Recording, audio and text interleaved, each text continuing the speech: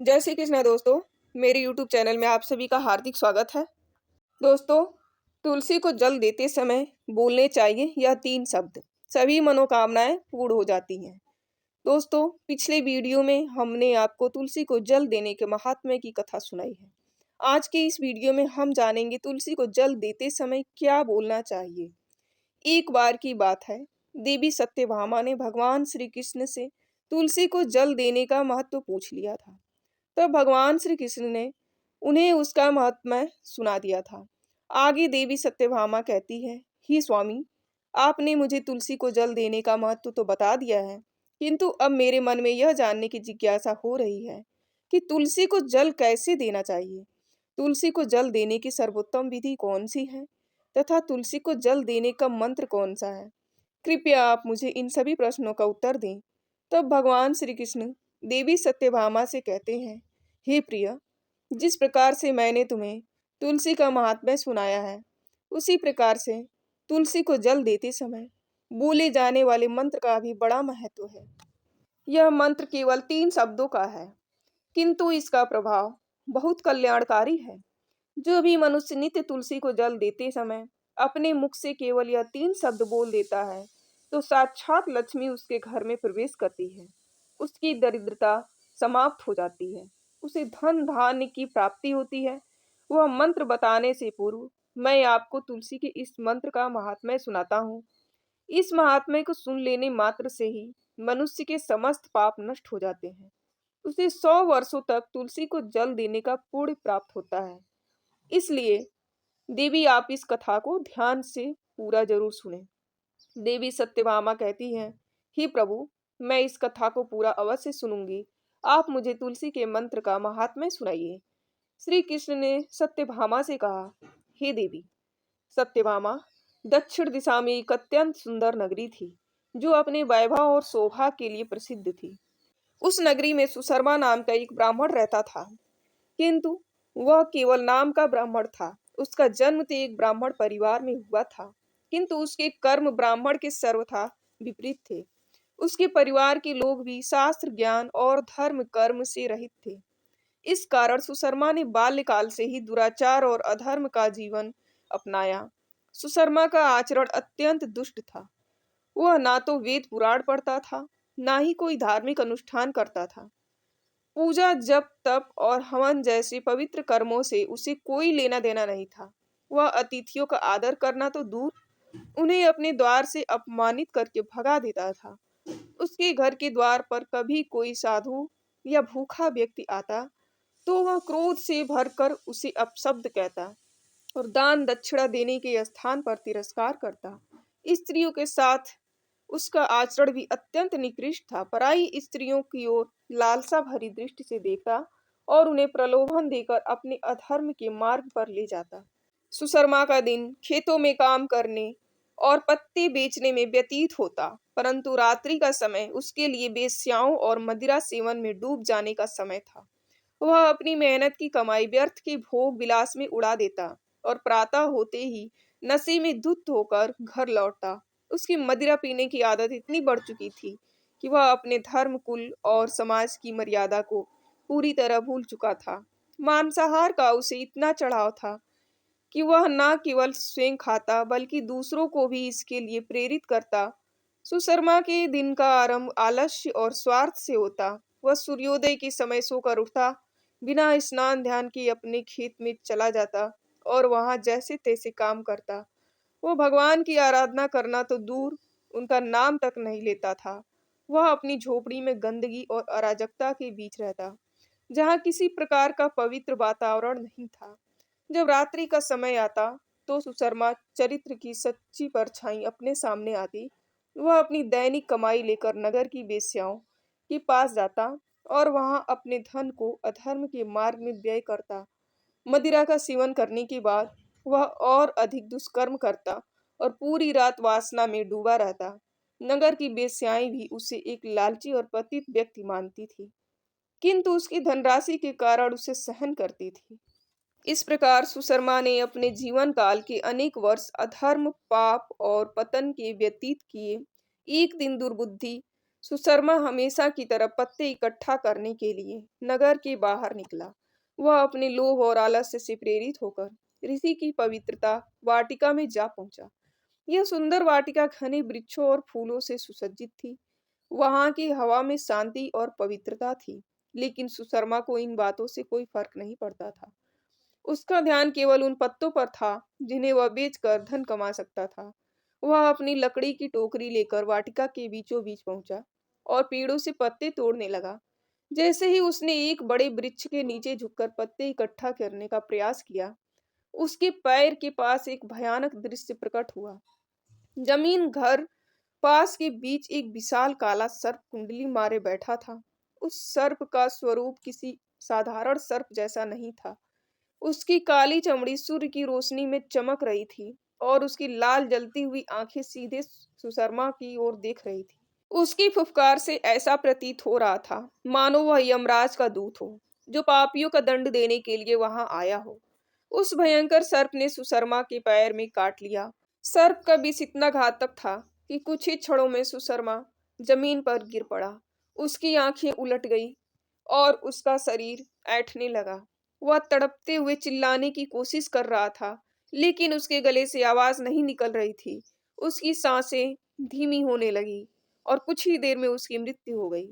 सुशर्मा के मृत शरीर के पास सर्प ने एक बड़ा फुफकार मारी, मानो यह संकेत दे रहा हो कि पापियों का अंत निश्चित है।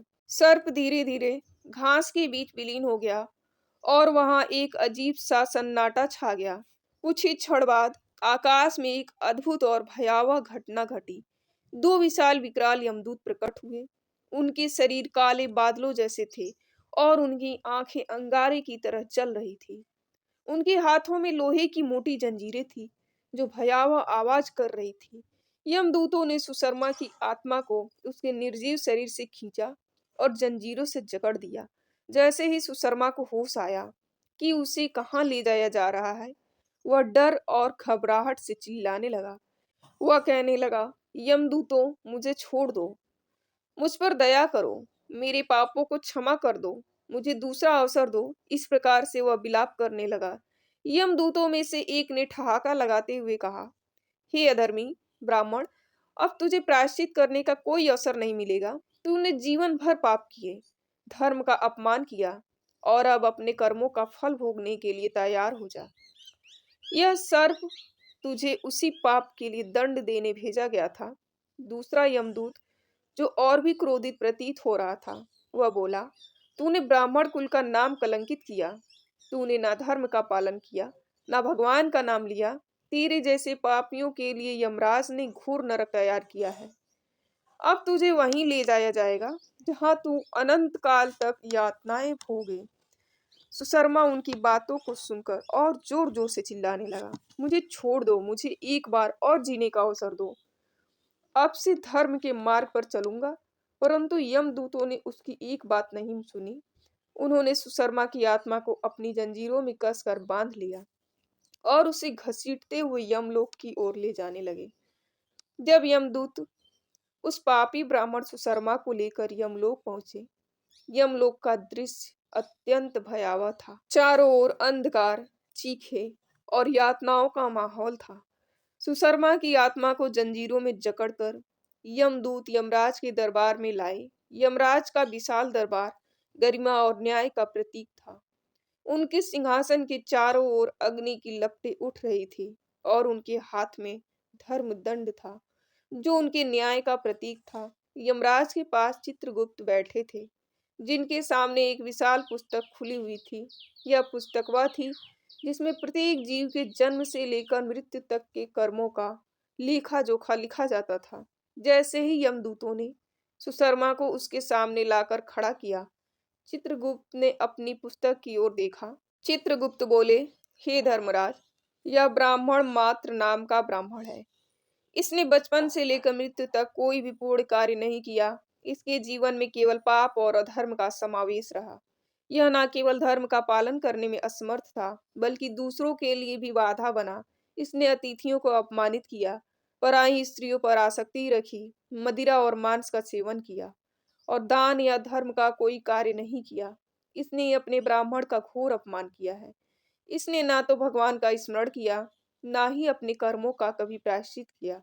यहाँ तक कि अपनी मृत्यु से पहले भी इसने पश्चाताप नहीं हुआ और यह व्यक्ति घोर पापों का भागी है।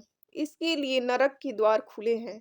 यह सुनकर यमराज ने अपनी गंभीर आवाज में कहा, हे दूतों, यह घोर पापी ब्राह्मण, जिसने न केवल अपने जीवन को कलंकित किया, बल्कि ब्राह्मण जाति की मर्यादा को भी नष्ट किया, अब अपने कर्मों का फल भोगे।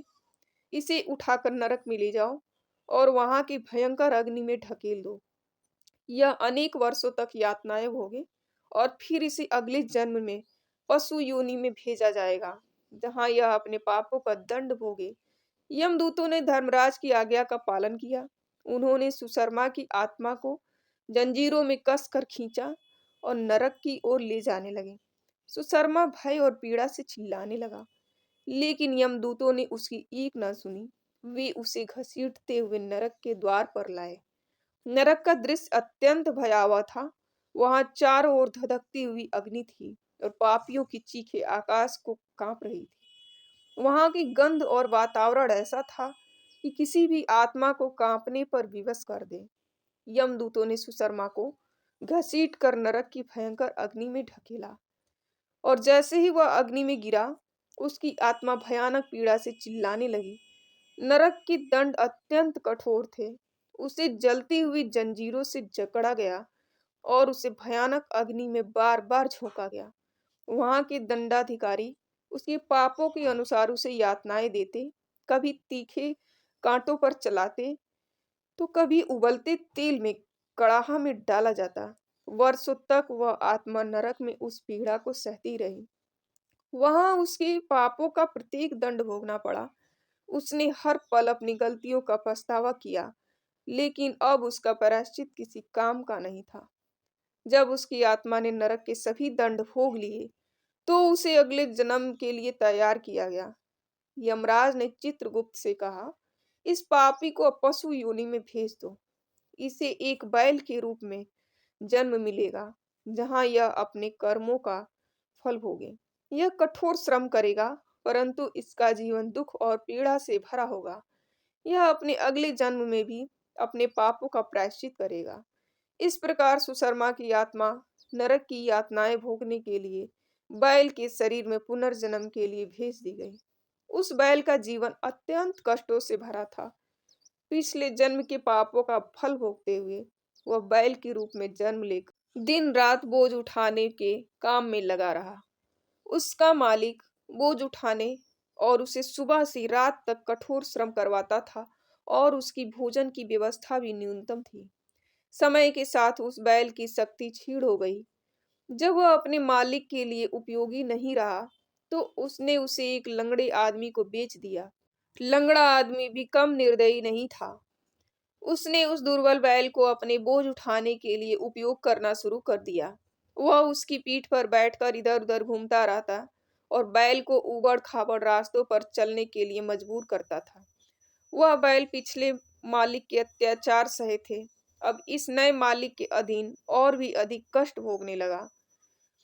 8 वर्षों तक उस बैल ने बिना शिकायत अपने लंगड़े मालिक का बोझ ढोया, चाहे वह कितना ही थका हुआ क्यों न हो। फिर एक दिन लंगड़ा आदमी बैल की पीठ पर बैठकर एक ऊंचे पर्वत पर चढ़ने का प्रयास करने लगा। यह पर्वत सीधा और कठिन रास्तों से भरा था। बैल की कमजोर टांगें और दुर्बल शरीर इस काम के लिए उपयुक्त नहीं थी, लेकिन उसे अपने स्वामी की आज्ञा माननी पड़ी। जैसे जैसे वह चढ़ाई करता गया, उसकी सांसें तेज होने लगीं। उसकी आंखों के सामने अंधेरा छाने लगा और उसके पैर लड़खड़ाने लगे। लड़खड़ाते हुए बहुत देर तक चढ़ने के बाद जब बैल की सारी शक्ति समाप्त हो गई, तो वह अचानक जोर से मूर्छित होकर जमीन पर गिर पड़ा। उसकी सांसें धीमी पड़ने लगी और वह अपनी अंतिम घड़ियां गिनने लगा। इस दृश्य को देखकर वह खड़े कुछ लोग पास आ गए। वे बैल की दुर्दशा देखकर द्रवित हो गए। उनमें से कुछ ने बैल के मुख में पानी डालने का प्रयास किया, ताकि वह थोड़ा राहत महसूस कर सके। उन्हीं लोगों के बीच एक पुण्यात्मा व्यक्ति खड़ा था। उसने बैल की पीड़ा को देखकर सोचा कि इसका जीवन अत्यंत कष्टकारी रहा है और इसे मुक्ति पाने के लिए कोई अवसर नहीं मिला। उसने बैल को कल्याण के लिए अपने अर्जित पूरी को उस बैल को समर्पित कर दिया। उसके इस कार्य को देखकर अन्य लोग भी प्रेरित हुए। वे अपने-अपने पूरी को याद करने लगे और उसमें से कुछ अंश उस बैल के कल्याण के लिए समर्पित करने लगे। उस भीड़ में एक स्त्री भी खड़ी थी, जिसका नाम चंद्रलेखा था। चंद्रलेखा एक वेश्या थी, लेकिन उसके हृदय में दया और करुणा का भाव था।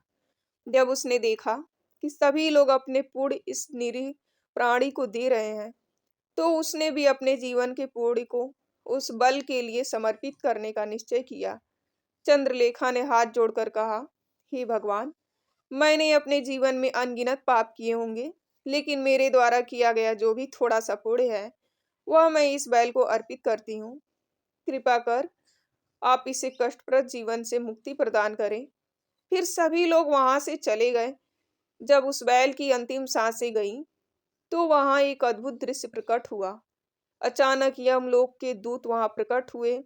उनके विशाल काले शरीर, जलती हुई लाल आंखें और उनके हाथ में चमचमाती हुई जंजीरें थी। उन्होंने बैल के निर्जीव शरीर से उस ब्राह्मण की आत्मा को निकालकर, आत्मा अब अपने पिछले कर्मों के बंधन में जकड़ी हुई थी और भयभीत होकर यमदूतों के सामने कांप रही थी। यमदूतों ने आत्मा को जंजीरों में बांधा और उसे खींचते हुए यमलोक की ओर ले जाने लगे। यमदूतों ने उस आत्मा को यमराज के पास खड़ा कर दिया। चित्रगुप्त ने अपनी पुस्तक से उस ब्राह्मण की समस्त जन्मों की सूची देखनी शुरू की। वे उसकी पाप जीवन गाथा पढ़ने लगे। चित्रगुप्त ने गंभीर स्वर में कहा, हे धर्मराज, इस ब्राह्मण ने अपने पिछले कई जन्मों में केवल पाप ही किए हैं। उसने अधर्म, चोरी, पराई स्त्रियों के साथ दुर्व्यवहार, मदिरापान और मांसाहार जैसे अनेक घोर पाप किए हैं। लेकिन जैसे ही चित्रगुप्त ने आगे का लेखा देखा, वे चौंक गए। उनका मुख आश्चर्य से भर गया। उन्होंने यमराज से कहा, हे धर्मराज, यहाँ कुछ अद्भुत हुआ है। इस ब्राह्मण को उसके बैल जीवन में वहां उपस्थित पुण्य आत्माओं और एक वेश्या चंद्रलेखा द्वारा दिए गए पुण्य ने इसका समस्त पाप नष्ट कर दिया है। उस वेश्या का पुण्य इतना बड़ा था कि उसके सभी जन्मों के पाप धूल के समान समाप्त हो गए हैं। यह सुनकर यमराज ने गंभीरता से कहा, चित्रगुप्त, यदि ऐसा है तो हमें इस आत्मा के प्रति न्याय करना होगा। फिर उन्होंने उस ब्राह्मण की ओर देखा और कठोर स्वर में बोले, ब्राह्मण, तुम्हारे पिछले सभी जन्मों में तुमने अधर्म और पाप का जीवन जिया। तुम्हारे कर्म नरक की अग्नि में झोंकने के लिए पर्याप्त थे। लेकिन उस वेश्या चंद्रलेखा ने अपनी दया और करुणा से तुम्हारे लिए अपने अर्जित पुण्य का दान किया। उसके इस महान कार्य ने तुम्हारे समस्त पापों को नष्ट कर दिया है। तुम पर उसका बहुत बड़ा उपकार है। यमराज ने आगे कहा, उस पुण्य के कारण अब तुम्हें नरक नहीं भेजा जाएगा। तुम्हारे सभी पाप समाप्त हो चुके हैं और तुम्हें मनुष्य की योनि में एक नया जीवन प्रदान किया जाएगा। लेकिन ध्यान रखना, यह तुम्हारा अंतिम अवसर है। अब से तुम्हारे कर्म ही तय करेंगे कि तुम्हारी आत्मा स्वर्ग में जाएगी या फिर से अधोगति को प्राप्त होगी। यमराज की बात सुनकर उस ब्राह्मण की आत्मा आंसुओं से भर गई। उसने हाथ जोड़कर कहा, हे धर्मराज, मैं उस वेश्या चंद्रलेखा का सदा ऋणी रहूंगा।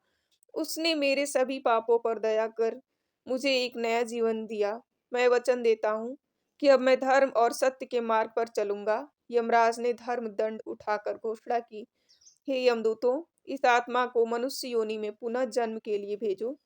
इसे एक ऐसे परिवार में जन्म मिलेगा जहाँ धर्म और सत्य का पालन होता हो। अब यह अपने कर्मों से अपने जीवन को सुधारने का प्रयास करें।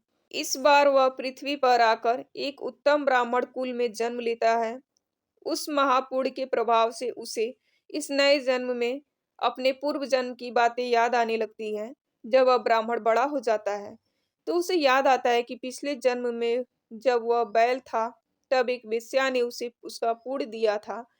इसलिए उसके मन में उस वेश्या के बारे में जानने की इच्छा होती है और उस महापुण्य के बारे में जानने के लिए उस वेश्या का पता लगाकर उसे ढूंढते हुए उसके नगर में चला जाता है।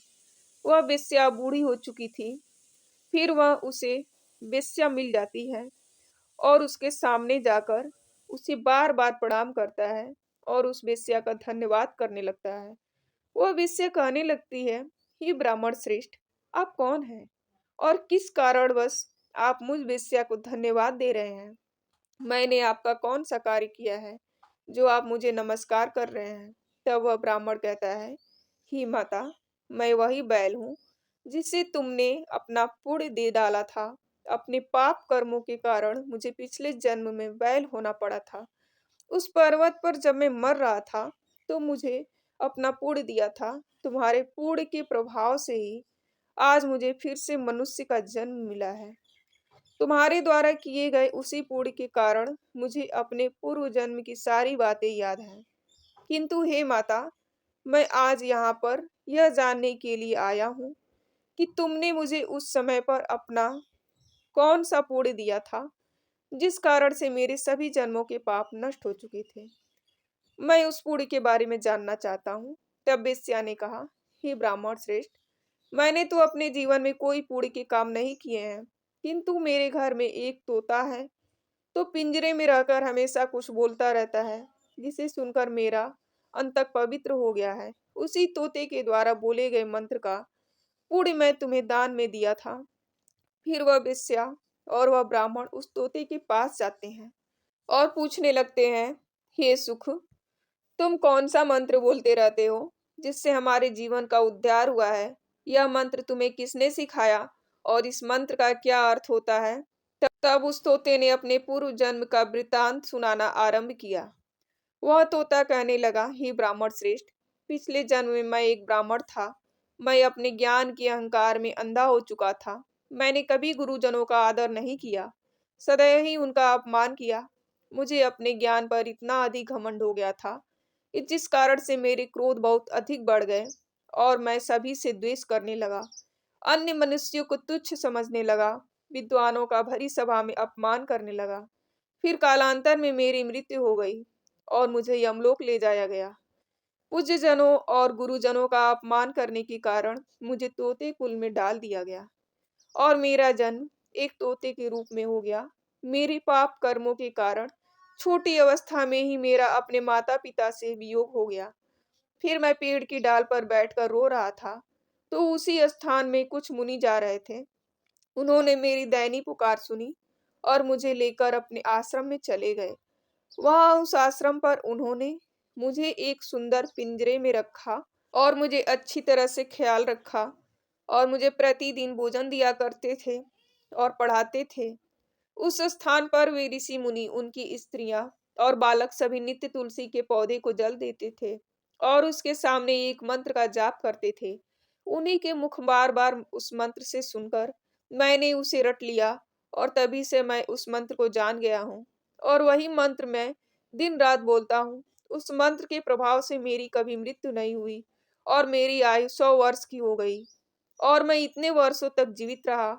इसी बीच एक रात को एक चोर उस स्थान पर आ गया और उसने मुझे वहां से चुरा लिया और फिर इस वेश्या ने मुझे उसे चोर से खरीद लिया।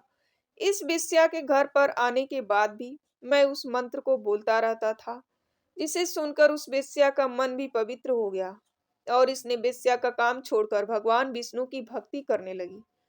उसी मंत्र के प्रभाव से मेरे पूर्व जन्मों के सभी पाप नष्ट हो गए और उसी मंत्र के प्रभाव से इस वेश्या का भी अंतक पवित्र हो गया। हे ब्राह्मण देवता, उसी मंत्र के पोड़े से आप भी पाप से मुक्त हो गए हैं। इस प्रकार से तोते ने उस ब्राह्मण को और उस वेश्या को सारा वृतांत सुना दिया, जिसे सुनकर वह ब्राह्मण और वेश्या दोनों ही अत्यंत प्रसन्न हुए और फिर वे दोनों ही नित्य तुलसी को जल देकर उस मंत्र का जाप करने लगे। फिर वह तोता, वेश्या और ब्राह्मण और वह तोता तीनों उस मंत्र के प्रभाव से दिव्य विमानों में बैठकर विष्णु लोक को चले गए। श्री कृष्ण कहते हैं, हे देवी सत्यभामा, देखा आपने, केवल तुलसी के इस मंत्र के प्रभाव से उस तोते के, उस वेश्या के और उस ब्राह्मण के सभी पाप नष्ट हो गए हैं। इसलिए प्रत्येक मनुष्य को रोज तुलसी को जल देते समय इस मंत्र का उच्चारण अवश्य करना चाहिए। हे देवी, वह मंत्र इस प्रकार है, इसे तुम ध्यान से सुनो। ओम वृंदावन स्वाहा, ओम वृंदावन स्वाहा। श्री कृष्ण कहते हैं कि जो भी स्त्री नित्य तुलसी के समक्ष इस मंत्र का उच्चारण करेगी, वह सौभाग्यशाली बनेगी। जो भी पुरुष तुलसी के सामने इस मंत्र का उच्चारण करेगा, उससे अक्षय धन की प्राप्ति होगी। जिस घर के सामने नित्य तुलसी की पूजा की जाएगी, उस घर में साक्षात लक्ष्मी का वास होगा। तुलसी का यह मंत्र राजकल्पतरु है। यह समस्त फलों को प्रदान करने वाला है। अतः जो भी तुलसी के सामने इस मंत्र का उच्चारण करेगा, उसे संपूर्ण सिद्धियां प्राप्त होगी। स्त्रियों को सदैव ही स्नान करके अपने बाल बांधकर मांग में सिंदूर भरकर नित्य तुलसी को जल देना चाहिए और इस मंत्र का उच्चारण करना चाहिए। रोज तुलसी के पौधे की परिक्रमा करनी चाहिए। इससे सभी दोष नष्ट हो जाते हैं। नित्य शाम के समय तुलसी के पास दीपक जलाना चाहिए और तुलसी के पास बैठकर भगवान विष्णु की आराधना करनी चाहिए। तुलसी के पास दीपक जलाने से मनुष्य को धन की प्राप्ति होती है। हजारों अमृत की घड़ों से नहलाने पर भी श्री हरि को उतनी तृप्ति नहीं होती जितनी वे मनुष्यों के द्वारा तुलसी का एक पत्ता चढ़ाने से प्राप्त करते हैं। 10,000 गाय के दान देने से मानव जो फल प्राप्त करता है, वही फल तुलसी पत्र के दान से पा लेता है। जो मृत्यु के समय अपने मुख में तुलसी पत्र का जल पाता है, वह संपूर्ण पापों से मुक्त होकर श्री कृष्ण के धाम चला जाता है। श्री कृष्ण कहते हैं, पूर्णिमा अमावस्या द्वादशी और सूर्य संक्रांति के दिन मध्याह्न काल रात्रि और असौच के समय तेल लगाकर बिना स्नान किए अथवा बिना हाथ पैर धोए रात्रि के समय वस्त्र पहनकर तुलसी के पत्र तोड़ता है, वह महापाप होता है। श्राद्ध व्रत दान प्रतिष्ठा तथा देव पूजा के लिए तोड़े हुए तुलसी पत्र बासी होने पर भी 3 रात्रि तक पवित्र ही रहते हैं। तुलसी का एक एक पत्ता ना तोड़कर पत्तियों के साथ अग्रभाग को तोड़ना चाहिए। तुलसी की मंजरी सब फूलों से बढ़कर मानी जाती है। मंजरी तोड़ते समय उसमें पत्तियों का रहना भी आवश्यक माना गया है। पूज्य भाव से पौधे को हिलाए बिना तुलसी के अग्रभाग को तोड़ना चाहिए। इससे पूजा का फल लाख गुना बढ़ जाता है। तुलसी के पत्तों को कभी नाखून से नहीं तोड़ना चाहिए, इससे पाप लगता है। रात्रि में तुलसी के पौधे को स्पर्श ना करें अथवा उसके पत्ते ना तोड़ें। ऐसा करना अशुभ माना गया है। रात्रि में तुलसी का पौधा निद्रा अवस्था में होता है। ऐसे में पत्ते तोड़ने पर पाप ही लगता है। गुरुवार के दिन तुलसी के पौधे में थोड़ा सा कच्चा दूध अर्पित करें। दूध चढ़ाते समय ओम नमो भगवते वासुदेवाय इस मंत्र का जाप करें। तुलसी के पौधे के पास शालिग्राम रखें और उस पर तिल चढ़ाएं। पूजा में तुलसी और शालिग्राम को दूध में भीगी हल्दी का तिलक अवश्य करें। शालिग्राम पर तुलसी पत्र रखकर चंदन लगाना चाहिए। अगर कोई महिला मासिक धर्म से है, तो वह तुलसी की पूजा ना करें। मासिक धर्म के दौरान तुलसी को स्पर्श करने से घोर पाप लगता है। इससे स्त्री की दुर्गति होती है। तो दोस्तों, इस प्रकार से भगवान श्री कृष्ण ने देवी सत्यभामा को तुलसी को जल देने के मंत्र का महात्म्य सुनाया है। यह कथा आपको कैसी लगी? कमेंट बॉक्स में कमेंट करके जरूर बताएं। अगर यह जानकारी अच्छी लगी हो तो वीडियो को लाइक जरूर करें। कमेंट में जय श्री कृष्णा और जय माँ तुलसी लिखना ना भूलें। साथ ही चैनल को सब्सक्राइब अवश्य करें। दोस्तों, वीडियो में लास्ट तक बने रहने के लिए धन्यवाद। Thanks for watching.